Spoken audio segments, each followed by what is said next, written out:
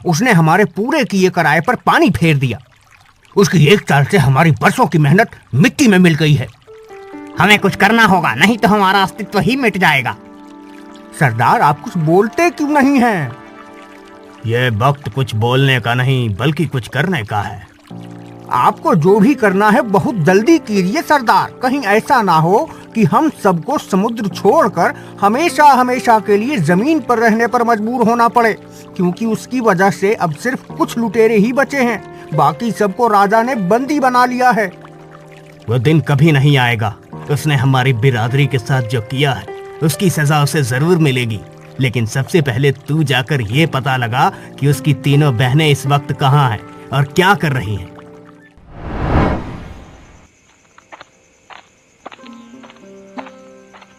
तुम्हें बाहर जाते हुए या फिर अंदर आते हुए किसी ने देखा तो नहीं ना सुरभि? नहीं महाराज, न तो बाहर जाते हुए और न ही अंदर आते हुए किसी ने भी मुझे नहीं देखा।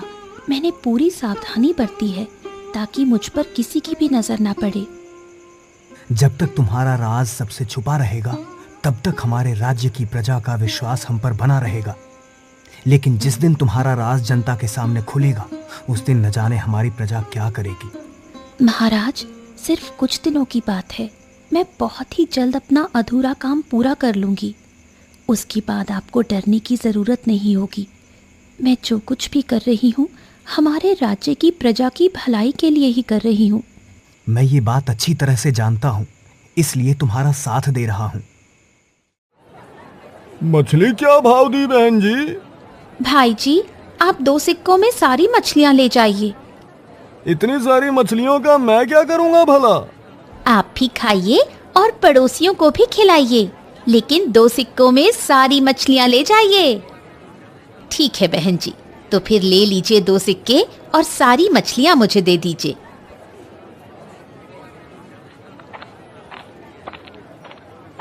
अपना आज का काम तो हो गया।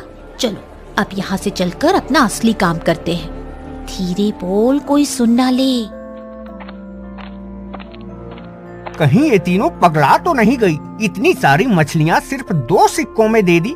कहीं ये तीनों वही तो नहीं जिन्हें मैं ढूंढ रहा हूँ? मैंने इनका चेहरा भी तो नहीं देखा, नहीं तो दूध का दूध और पानी का पानी हो जाता। सच्चाई का पता लगाने के लिए मुझे इनका पीछा करना पड़ेगा। आखिर कब तक हमें ये काम करना पड़ेगा? मैं तो परेशान हो गई हूँ ये काम करते करते। मैं एक बार फिर से बेफिक्र होकर समुद्र की लहरों के बीच जाने के लिए बेताब हूँ। बस कुछ दिनों की बात और है, उसके बाद हम तीनों समुद्र में फिर से राज करेंगे। लगता है कोई हमारा पीछा कर रहा है। अगर ऐसी बात है तो फिर हमें उसे चकमा देना होगा। लेकिन वो कैसे? ठीक वैसे ही जैसे हमारे पिता समुद्र में अपने दुश्मनों को चकमा देते थे। मैं तुम्हारी बात समझ गई। तुम्हारे कहने का मतलब है 3 तिगाड़ा काम बिगाड़ा।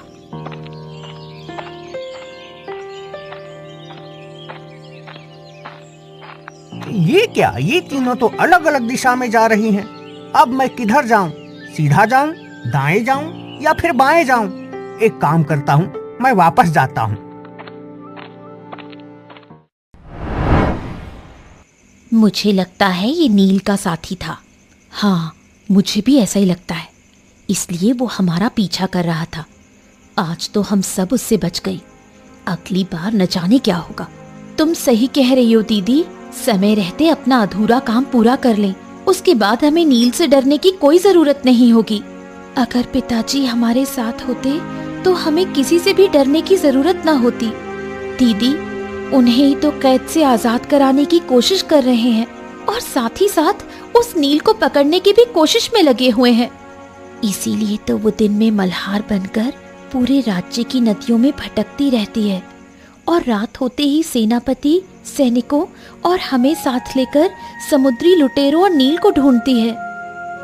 अगर नील ने पिताजी को धोखा न दिया होता तो आज हम सब साथ में होते और हमें इस तरह छुपकर नहीं रहना पड़ता। अगर उस दिन वो हमला न हुआ होता तो।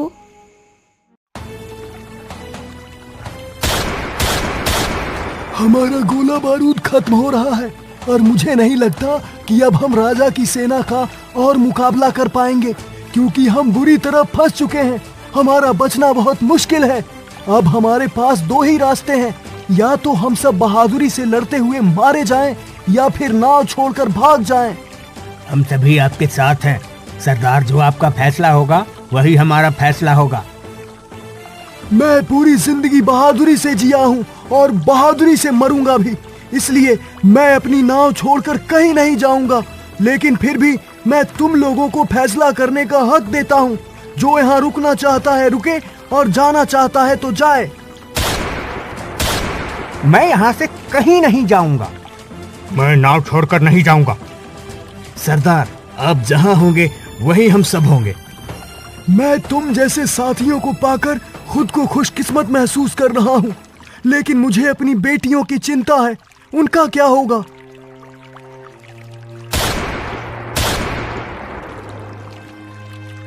आप हमारी चिंता मत करिए पिताजी। हम चारों बहनें मरते दम तक आपके साथ ही रहेंगी। आपको छोड़कर कहीं नहीं जाएंगी। तुम सब ने हमारे राज्य की प्रजा की नाक में दम किया हुआ था। तुम्हारी वजह से कोई भी पड़ोसी राज्य समुद्र के रास्ते हमारे साथ व्यापार करने से डरता था। लेकिन आज से हमारी प्रजा और व्यापारियों को तुम्हारे आतंक से मुक्ति मिलेगी।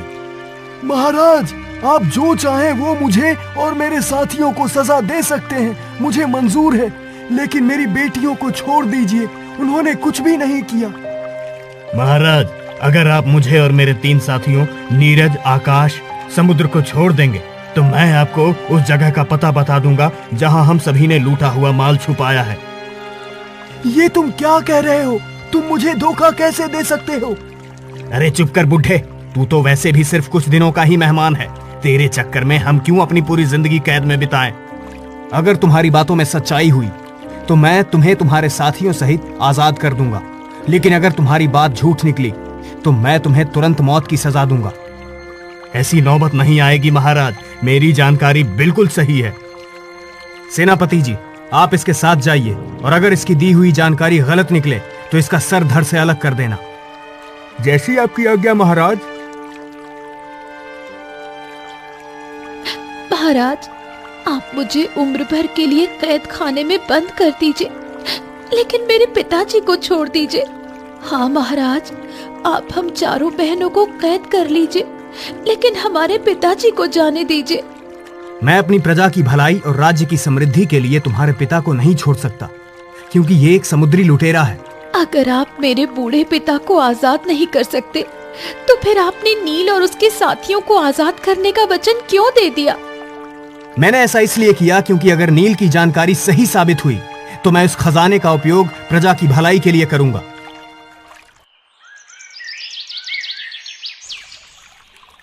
महाराज, इस समुद्री लुटेरे की दी हुई जानकारी बिल्कुल सही थी। मैं इसकी बताई जगह से पूरा सोना ले आया हूँ।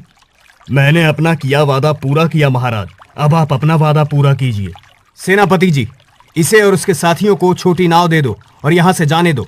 लेकिन ध्यान रहे, अगली बार अगर समुद्र में दिखाई दिए तो तुम सबकी बाकी की जिंदगी कैद खाने में बीतेगी।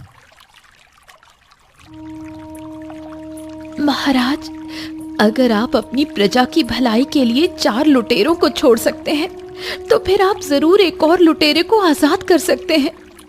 मैं तुम्हारी बात समझा नहीं। अगर आप थोड़े से धन के बदले 4 लुटेरों को छोड़ सकते हैं, तो अगर मैं समुद्र के सभी लुटेरों को पकड़ने में आपकी मदद करने का वादा दूं, तो आप जरूर मेरे पिताजी को आजाद कर देंगे। आप सोच क्या रहे हैं महाराज? मेरी सहायता से आप समुद्र को लुटेरों से मुक्त कर सकते हैं, जिससे आपकी प्रजा का विश्वास आपके प्रति और बढ़ जाएगा और आपके राज्य में खुशहाली भी बढ़ेगी। समुद्र में तो हजारों समुद्री लुटेरे हैं, उन्हें पकड़ने में तो सालों का समय लग जाएगा। जब तक समुद्र का आखिरी लुटेरा पकड़ा नहीं जाता, तब तक मैं आपके साथ रहूंगी। बिना विवाह के मैं तुम्हें अपने साथ नहीं रख सकता। तो आप मुझसे विवाह कर लीजिए, तब तो मैं आपके साथ रह सकती हूँ ना। मैं ऐसा नहीं कर सकता। अगर मेरी प्रजा को ये पता चला कि मैंने एक समुद्री लुटेरे की बेटी से विवाह किया है, तो प्रजा में अराजकता फैल सकती है। अगर ऐसी बात है तो फिर आप मुझसे विवाह कर लीजिए और अपनी प्रजा को बताइए कि मैं एक मल्हार हूँ। इस तरह आपकी प्रजा की नजरों में आपका सम्मान बढ़ जाएगा और आप अपनी प्रजा की भलाई का काम भी कर सकेंगे। तुमने अभी जो कहा, अगर वैसा हो सकता है तो मैं अपनी प्रजा की भलाई के लिए तुम्हारी बात मानने को तैयार हूँ, परंतु मेरी भी एक शर्त है। तुम दिन में मल्हार बनकर रहोगी और रात में समुद्री लुटेरों को पकड़ने में मेरी सहायता करोगी। ठीक है, मैं आपकी शर्त मानने को तैयार हूँ, लेकिन मुझे अपने काम में अपनी बहनों की सहायता भी चाहिए होगी। भला वो कैसे? ये सब मैं आपको बाद में समझा दूंगी। अभी आप मेरे पिताजी को आजाद कर दीजिए। मैं अभी ऐसा नहीं कर सकता। जब तक तुम अपना काम पूरा नहीं करोगी तब तक मैं तुम्हारे पिता को आजाद नहीं कर सकता। दीदी पिताजी को आजाद करवाने के लिए खुद जिंदगी भर के लिए राजा की कैदी बन गई। उन्हीं के कहने पर ही हम सब दिन में सबसे छुप कर रहती हैं और रात में उनकी मदद करती हैं। रानी जी को मेरा प्रणाम। रानी जी को मेरा प्रणाम।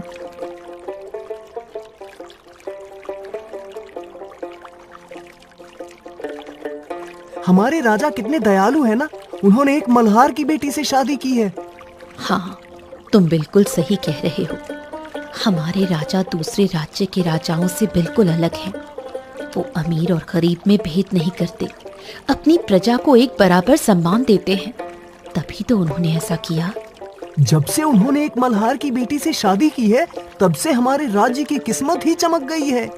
बिल्कुल सही बात है। पिछले कुछ समय से समुद्री लुटेरों का प्रकोप कम हुआ है और हमारे राज्य में व्यापार भी बढ़ा है। मैं तो बहुत ही खुश हूँ। आप दोनों किस बारे में बात कर रहे हैं? रानी जी, हम तो महाराज की तारीफ कर रहे थे। आप क्या देख रही हैं रानी जी? बस कुछ नहीं, ऐसे ही।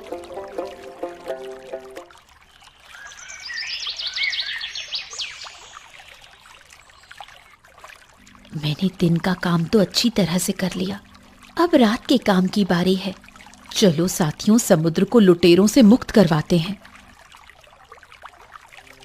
सेनापति जी, सैनिकों को हमले के लिए तैयार कीजिए। कुछ दूरी पर समुद्री लुटेरों की एक नाव है। हमें क्या करना है दीदी? तुम दोनों वही करो जो तुम सबसे अच्छा करती हो। इसका मतलब कि हमें उन लुटेरों का ध्यान भटकाना होगा ताकि वो आपकी नाव को आता हुआ ना देख सकें। तुम बिल्कुल ठीक समझी।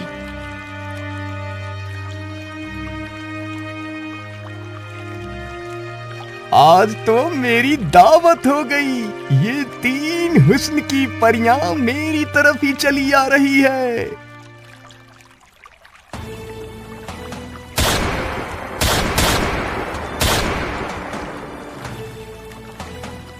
आप सबकी मदद से आज समुद्र के आखिरी लुटेरे का खात्मा हो गया। इसका मतलब कि अब हमारे पिताजी महाराज की कैद से मुक्त हो जाएंगे। अभी नहीं, क्योंकि अभी सिर्फ उन लुटेरों का सफाया हुआ है जो समुद्र में थे। अभी वो लुटेरे बचे हुए हैं जिन्हें नील ने संरक्षण दिया हुआ है। जब तक उनका खात्मा नहीं हो जाता तब तक पिताजी को कैद में ही रहना पड़ेगा। अगर ऐसी बात है तब तो हमें उन्हें जल्द से जल्द पकड़ना होगा, लेकिन ऐसा होगा कैसे? वो आप मुझ पर छोड़ दीजिए सेनापति जी। दीदी, अगर आप उस धोखेबाज को पकड़ना चाहती हैं तो हम आपकी मदद कर सकती हैं। वो कैसे? दीदी, हमें लगता है कि कुछ दिनों पहले उसका एक साथी हमारा पीछा कर रहा था, लेकिन हमने उसे चकमा दे दिया था। अगर वो सच में ही उस धोखेबाज नील का साथी था तो जरूर एक बार फिर हमारा पीछा करेगा और इस बार हम खुद उसके जाल में फंसकर उसे फंसा लेंगी। वो कैसे? उसके लिए सेनापति जी को हमारी सहायता करनी होगी। ठीक है, जैसा तुम बोल रही हो मैं वैसा ही करूंगा। आकाश, तू इतने दिनों से कहाँ था? जल्दी बता, साथी लुटेरों की क्या खबर लाया है? सरदार, बहुत बुरी खबर है। सुरभि ने सेनापति के साथ मिलकर समुद्र के सभी लुटेरों का सफाया कर दिया है। अब सिर्फ वही लुटेरे बचे हैं जो समुद्र छोड़कर जमीन में रह रहे हैं। इसका मतलब कि तू जो खबर पिछली बार लाया था वो बिल्कुल सच्ची थी। हाँ सरदार, सुरभि ये सब आपसे बदला लेने के लिए कर रही है।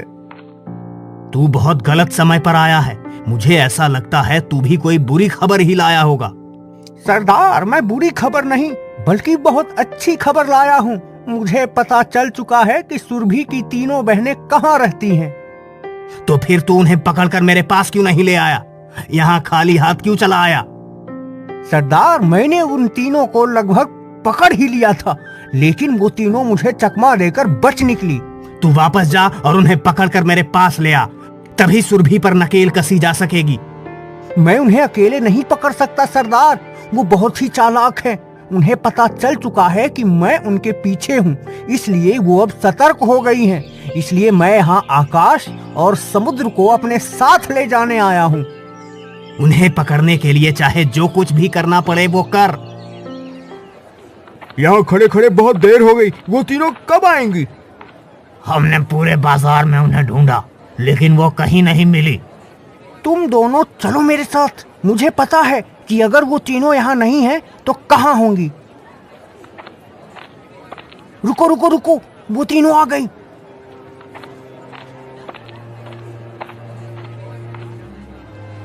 बहुत दिनों से तुम्हारी तलाश थी, आज आई हो पकड़ में। हमें कुछ मत करना, हमें यहाँ से जाने दो। तुम्हारी बहन की वजह से हमें बहुत परेशान होना पड़ा। अब उसे बताएंगे कि हम क्या कर सकते हैं। तुम तीनों चुपचाप हमारे साथ चलो, नहीं तो हम अभी तुम्हारा काम तमाम कर देंगे। ठीक है, हम तीनों तुम्हारे साथ चलने के लिए तैयार हैं।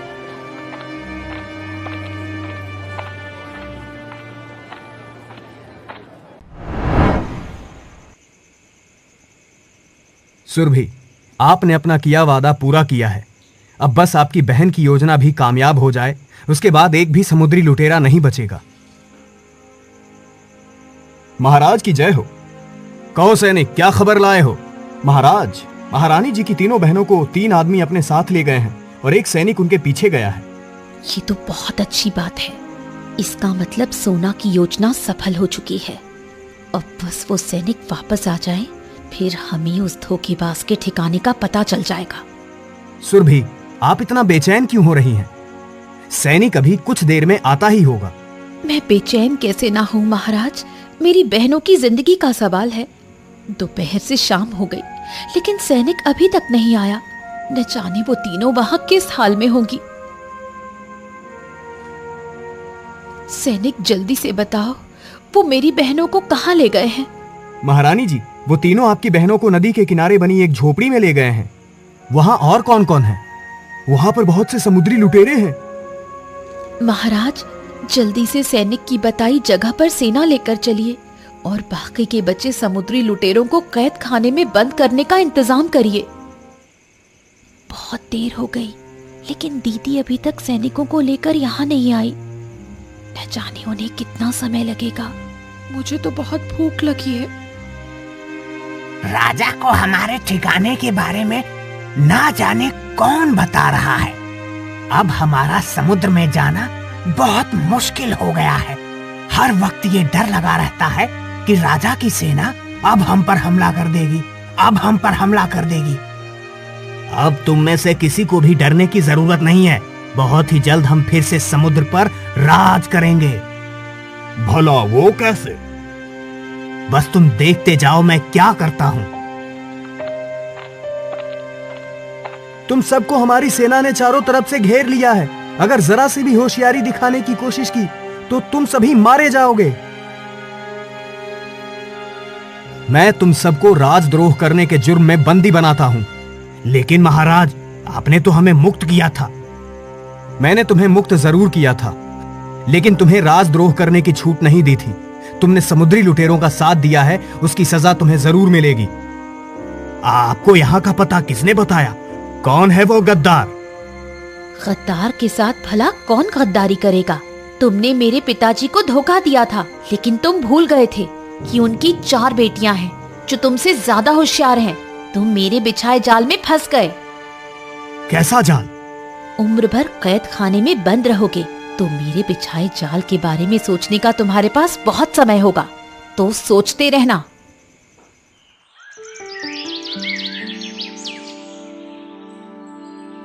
सुरभि, तुमने अपना किया वादा पूरा किया। अब मैं अपना वादा पूरा करूंगा, तुम्हारे पिताजी को बंदी गृह से आजाद करके। आपका बहुत बहुत धन्यवाद महाराज। पहले मैंने तुमसे समझौते का विवाह किया था, लेकिन अगर अब तुम चाहो तो मैं तुमसे सचमुच का विवाह करके तुम्हें इस राज्य की रानी बनाना चाहता हूं। ये तो मेरा सौभाग्य होगा महाराज। तुम्हें पता है, राजा की जो मल्हार पत्नी थी ना, वो मल्हार नहीं बल्कि समुद्री लुटेरे की बेटी थी। हाँ, मैं सब जानती हूँ।